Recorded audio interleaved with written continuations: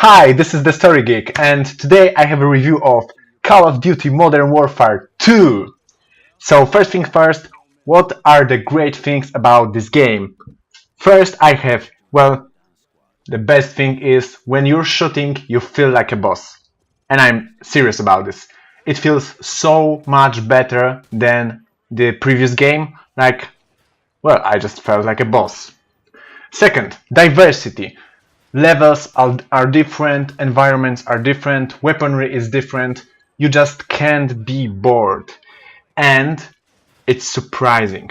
The story had a plot twist that I've actually was surprised with. So I love them. So it's great. Also, the amazing thing is, I don't want to spoil too much, but fighting in the USA is awesome. Even if I'm not American, I felt like I was protecting my home, so it felt just great.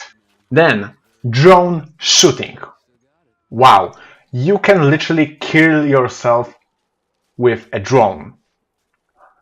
And the better part is, in one mission, you have to shoot convoys, and the way they are destroyed looks like it was scripted. Like, I shot two trucks with one drone missile, and they stopped like they were scripted. But at the same time, it looked like it wasn't scripted. So it was so great because it was like, wow, it's like natural. It's like in the real world. Also, great props for not using sound in space, okay? There are many movies that use freaking sound in space. Kabooms, lasers. There is silence in space. There are no waves, alright? So, props for that. And the last but not least, the soundtrack. The soundtrack in the previous game was already great, but now Hans Zimmer worked on it. Sorry, my Polish, Zimmer. And it's just amazing. I've actually added the soundtrack to my playlists on YouTube. Now, it wouldn't be a review if I wouldn't mention some bad things about it, and I did find 3. So, first, support. The guys that you're fighting with, they are total no-names. You're landing, let's say you're landing, this is hypothetical, it's not a spoiler.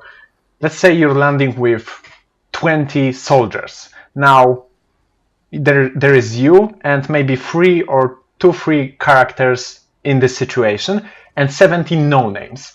Now, they all die, and at the end of the mission you're running out of, I don't know, let's say hypothetical falling skyscraper, and there are only 3 of you.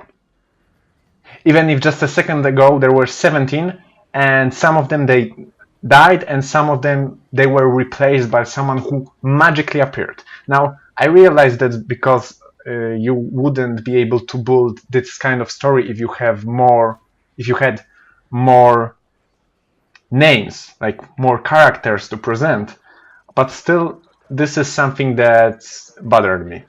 Next, immortal freaking drivers. I don't know, all the window shields, both in this game and the previous in Modern Warfare Call of Duty 4, they are bulletproof. I don't get it.